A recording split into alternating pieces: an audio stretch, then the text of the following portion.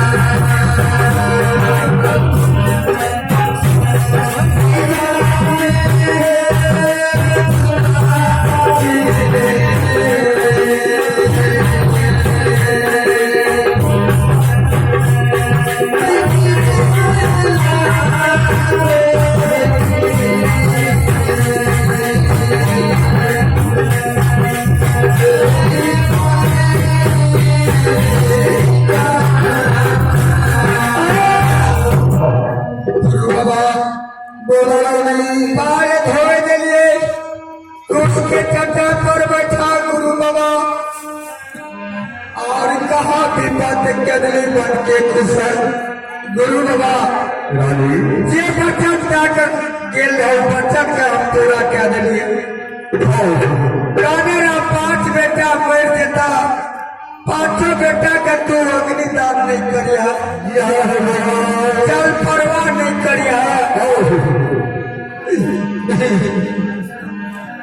सोना के सदुक बना कर पति रोज तेल फूलों लगा कर रखिया